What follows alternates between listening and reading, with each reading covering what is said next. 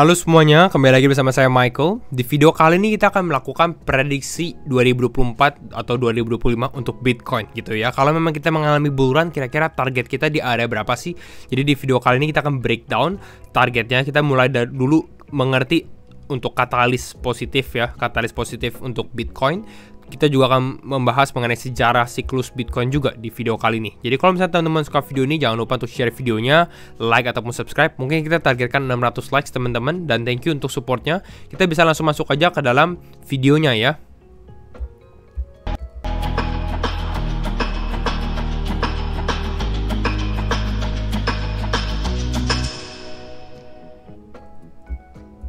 Ya, kalau kita lihat untuk market gitu ya, kita lihat dulu untuk prediksi Bitcoin.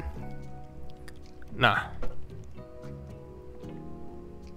sini ya, Bitcoin prediction. Yang pertama yang harus kita mengerti adalah seberapa pentingnya sih itu Bitcoin, how important is Bitcoin gitu ya. Kalau teman-teman lihat, saya sempat share grafik ini mungkin teman-teman udah bosen juga ya, untuk yang udah sering nontonin juga ya, dimana nih sebenarnya penting sekali untuk Bitcoin. Kalau kita ngomongin aja dulu sebelum masuk ke dalam grafik ini gitu ya, dimana Bitcoin secara market cap itu jauh lebih besar dibandingkan dengan kripto-kripto lain ya. Yang paling mendekati adalah Ethereum dengan 268 miliar dolar. Bitcoin sekarang berada di kisaran 835 miliar dolar ya. Dan kalau kita perhatikan di area untuk asetnya sendiri, ya ini kalau top aset by market cap, Bitcoin itu menempati area level 10 ya, ranking 10 nih teman-teman. Jadi dia di bawah Meta, di bawah Nvidia ya, tapi dia di atas Tesla, di atas Visa, di atas JP Morgan. Jadi sebenarnya ini udah cukup besar untuk Bitcoin sendiri gitu sebagai aset. Jadi biasanya yang terjadi untuk di dalam bull run, attract ya, orang-orang akan pertama kali akan attract ke dalam Bitcoin ya. Bitcoin ini akan menjadi yang dilihat-lihat orang, wah Bitcoin naik terus, kira-kira seperti itu.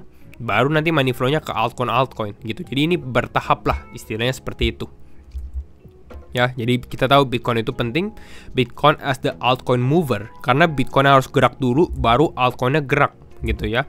Lalu Bitcoin juga bisa dikatakan mother of altcoin karena dia adalah kripto yang paling besar.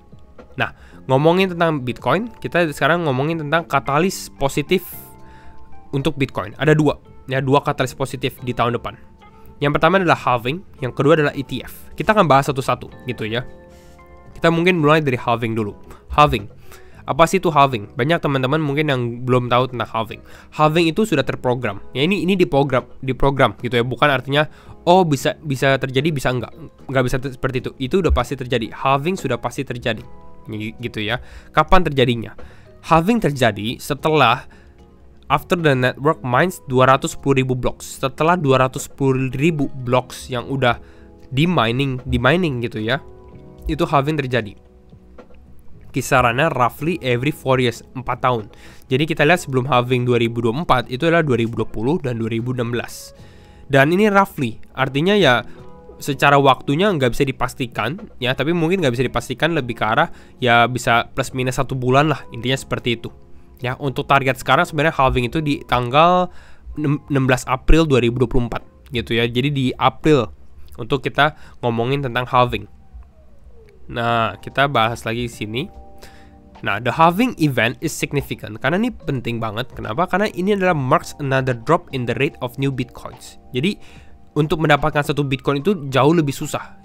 Dibagi dua soalnya, bukan dibagi dua, tapi di cut 50%. Anggapnya misalnya teman-teman supply and demand lah. Kalau kita ngomongin teori ekonomi gitu ya, supply and demand. Dimana supply-nya semakin sulit untuk didapatkan, biasanya akan terjadi apa? Yang terjadi adalah harganya naik gitu kalau demand-nya sama gitu. Karena menemukan equilibrium di lebih atas ya, di harga yang lebih tinggi. Ini biasanya terjadi di halving. Dimana kalau kita lihat untuk historiknya pada saat Bitcoin melakukan halving gitu ya, the price tend to move upwards rata-rata ya, selama bulan-bulan ke depannya mulai mengalami kenaikan setelah halving gitu ya. Ini historinya, teman-teman bisa lihat ya. Dan ini sudah terjadi. Bitcoin halving terjadi di November 28 2012, 2016, lalu juga di tahun 2020 ya. Itu adalah halving. Next kita bahas mengenai ETF. ETF itu apa sih ya? ETF, ini kita langsung ambil aja dari IDX, Indonesia Stock Exchange gitu ya. ETF merupakan, nih kalau kita melihat dari sini ya, kita highlight. ETF merupakan penggabungan antara unsur reksadana dalam hal pengelolaan dana dengan mekanisme saham dalam hal transaksi jual maupun beli. Jadi sebenarnya ini seperti reksadana gitu ya, tapi dijual belikan di dalam bursa ya. Kalau di Indonesia Stock Exchange atau IDX gitu ya, mungkin ETF diperdagangkan ini lebih ke arah fokusnya di saham. Tapi di Amerika itu banyak aset teman-teman, ada gold ETF, nanti juga akan ada Bitcoin ETF kalau di approve. Jadi satu orang misalnya buka akun saham gitu ya, kontrak brokerage account gitu, mereka udah bisa dapat beberapa akses. Jadi jauh lebih simpel lah, karena ada orang yang nggak mau ribet gitu. Nah ini adalah ETF. Jadi kalau teman-teman bandingkan ETF ini seperti reksadana, jadi seperti mutual fund atau reksadana lah, intinya itu. Bedanya dia diperdagangkan di bursa, ya. Nah ini kalau saya bahas di sini, ETF ini akan ada dua dampak.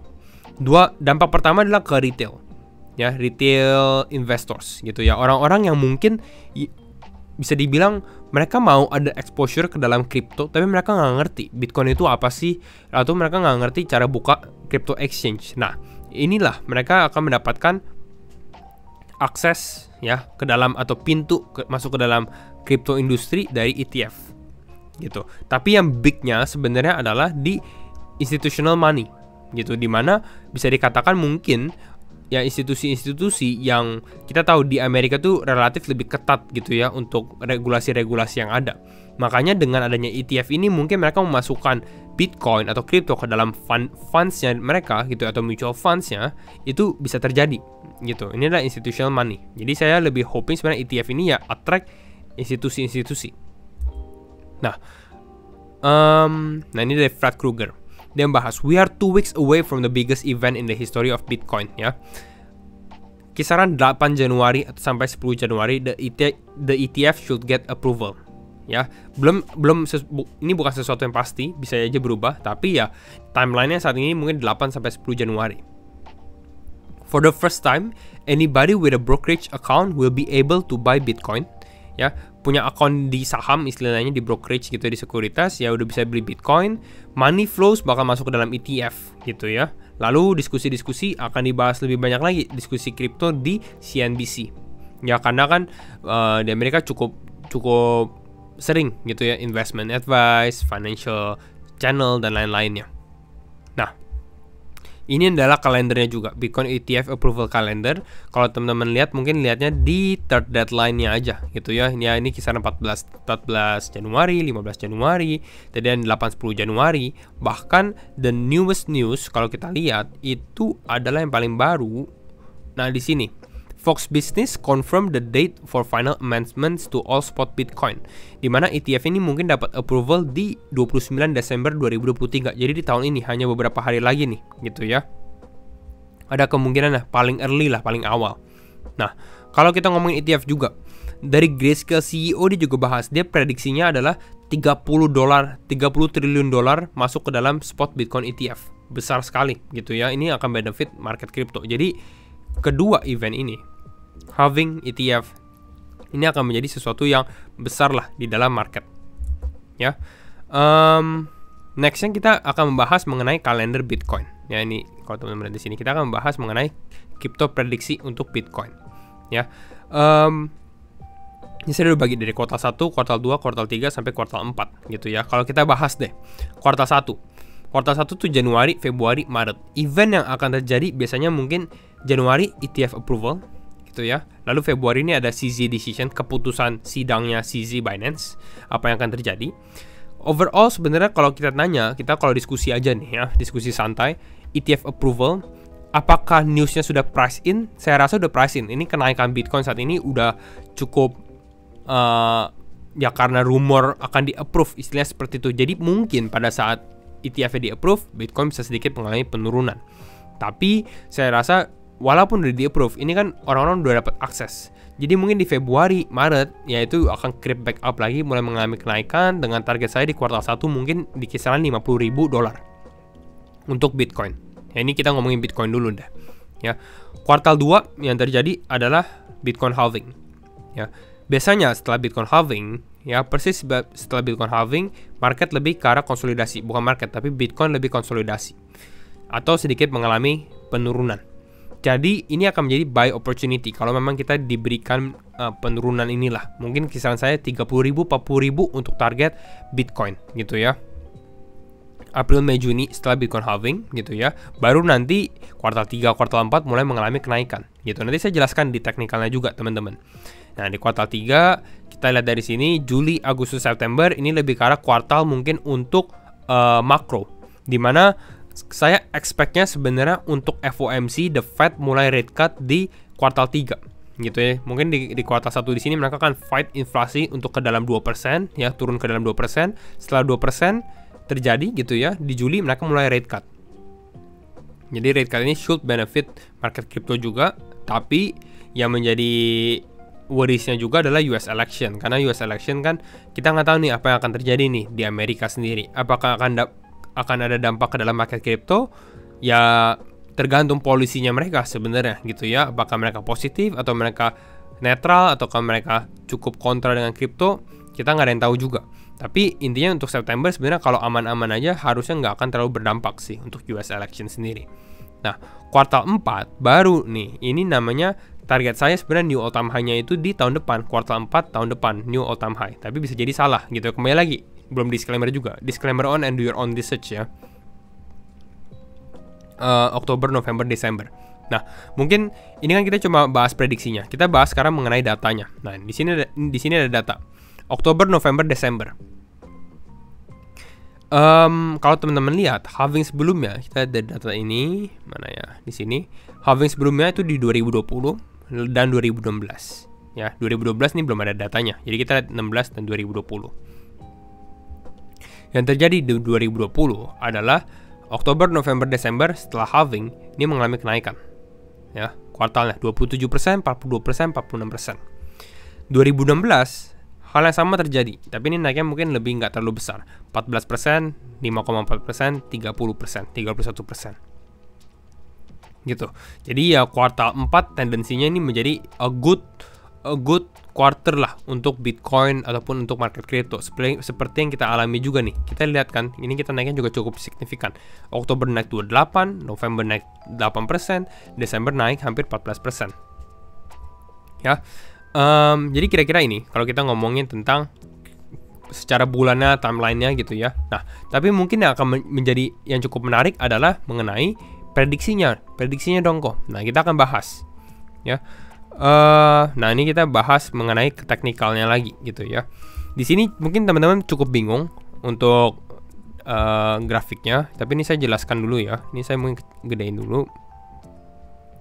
Nah, jadi kalau kita lihat yellow itu adalah cycle top ya. Jadi ini garis kuning, ini adalah cycle top yang paling istilahnya siklusnya yang paling atas gitu ya.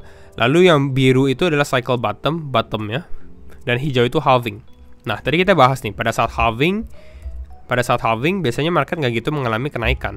Ini teman-teman bisa lihat halving setelah hijau ya, halving terjadi di sini. Yang terjadi adalah di sini market mengalami penurunan. Ini di tahun 2016. Di tahun 2020 juga hal yang sama terjadi, tapi dia nggak turun, dia lebih ke arah konsolidasi aja gitu, nggak mengalami kenaikan.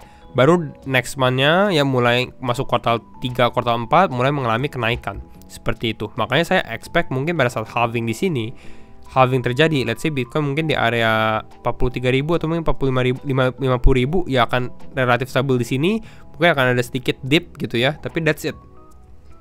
Gitu, ini biasanya terjadi pada saat halving secara siklus sejarahnya. Ya. Nah, itu untuk pembahasan kita. Nah, kita masuk ke dalam prediksinya.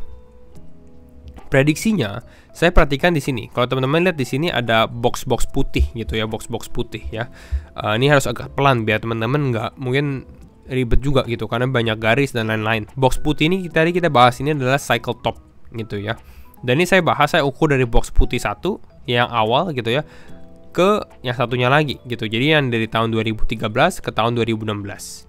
Ya, 2017. Lalu 2017 saya ukur ke tahun 2021. Jadi bisa dikatakan ini kita mau mencari kalau misalnya market melakukan bull run kembali, mulai mengalami kenaikan, kira-kira target itu keberapa sih prediksinya?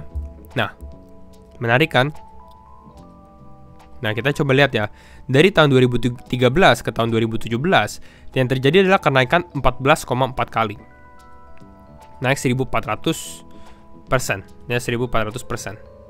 Lalu kalau kita lihat dari 2018, 2017 gitu ya, naik ke tahun 2021, ini naik 2,5 kali. Jadi memang jauh sih dari 14,4, atau bisa dikatakan naiknya dari 14.000% gitu ya ke 250 kan cukup jauh.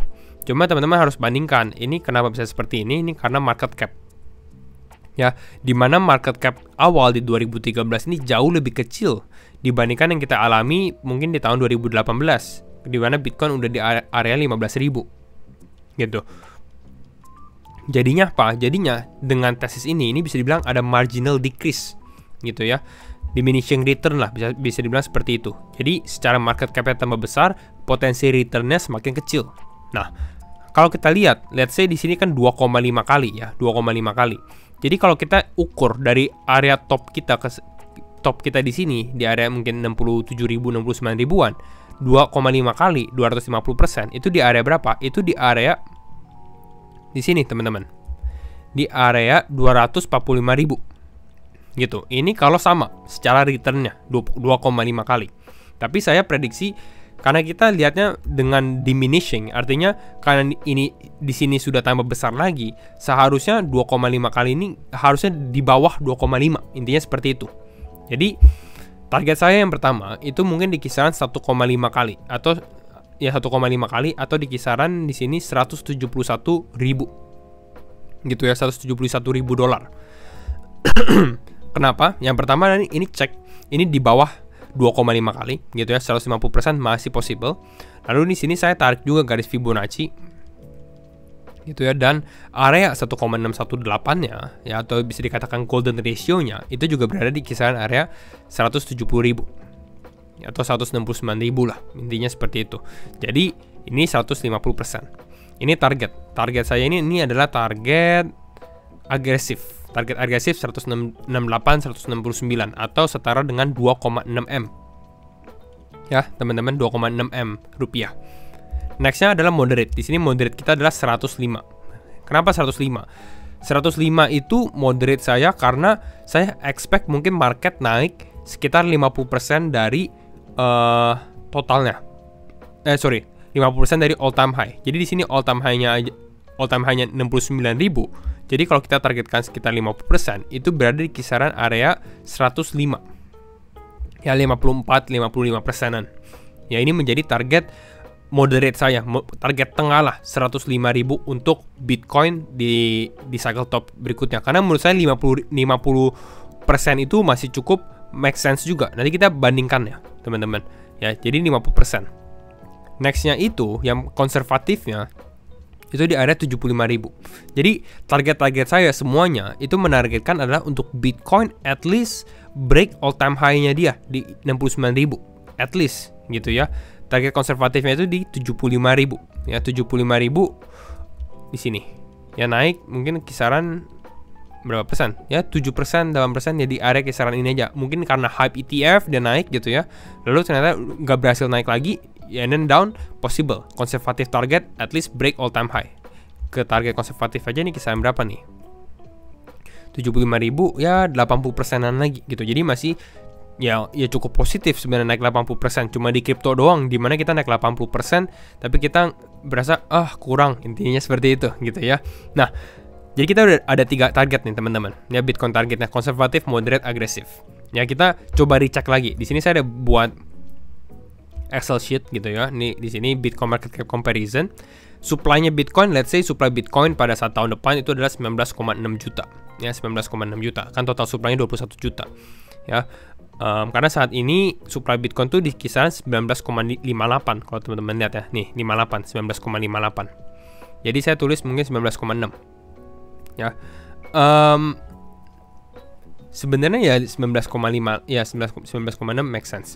Nah, kita ngomongin sekarang ada konservatif, moderate, agresif. Konservatif dulu deh. Ya, konservatif 75.000 harganya. Tadi kan market cap-nya itu adalah menjadi 1,4 triliun dolar. 1,4 triliun dolar. Kita bandingkan ke perusahaan. 1,4. Sekarang kan Bitcoin di 800. 1,4 Artinya Bitcoin ini seharusnya akan di atas silver. Ya, which is menurut saya masih cukup make sense. Ini secara target konservatifnya kita. Di atas silver gitu ya. Mengalahkan Facebook, mengalahkan Nvidia juga. Nah, ini kalau kita bandingkan mereka semua ini nggak gerak gitu ya. Jadi ini mereka stay gitu ya. Kalau misalnya mereka naik atau mereka turun, perubahan gitu ya. Tapi ini kita fokusnya ke dalam Bitcoinnya aja. Nextnya adalah moderate. Moderate itu di kisaran $105.000 ya, dengan market cap 2 triliun dolar ya. 2T itu, nah di sini mengalahkan Google, mengalahkan Amazon, di bawah Saudi Aramco, yang mungkin setara dengan Saudi Aramco lah. Jadi ya, ini adalah target moderate-nya. Sedangkan target agresif kita, yaitu adalah price kita adalah 168.000, itu di kisaran 3,2T. Dan 3,2 triliun dolar itu, ini bukan 3,2T rupiah ya, 3,T triliun dolar, itu di atas Apple, jadi menjadi nomor 2. Jadi gold and then Bitcoin. Jadi gold terus Bitcoin gitu.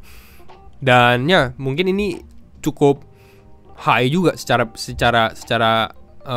prediksi. Tapi menurut saya ini masih ya tergolong lah. Kita lihat ada perusahaan yang sebesar Apple di 3T, ya Bitcoin, kalau misalnya Bitcoin menjadi sebesar Apple masih make sense juga gitu istilahnya, karena kan ini adalah target agresif kita. Jadi overall menurut saya ketiga target ini masih cukup masuk akal gitu ya. Kita bukan menargetkan Bitcoin ke 400.000, Bitcoin ke 500.000 atau ke 1 juta dolar. Tapi ini kita bandingkan juga mengenai market cap dan katalis-katalis positif maupun juga secara returnnya ini gitu. Jadi overall itu aja. Ini sudah di end video. Jadi kalau misalnya teman-teman suka video ini di mana kita bahas prediksi Bitcoin, kembali lagi cara support teman-teman, jangan lupa untuk like videonya ataupun share. Mungkin teman-teman komen roket gitu ya, teman komen roket atau emoji roket di bawah biar saya tahu siapa yang nonton sampai di akhir video gitu ya, roket. Dan jangan lupa untuk like juga kalau teman-teman yang masih belum like-nya gitu ya. Dan sekali lagi thank you semua for watching and see you in the next video. Bye bye.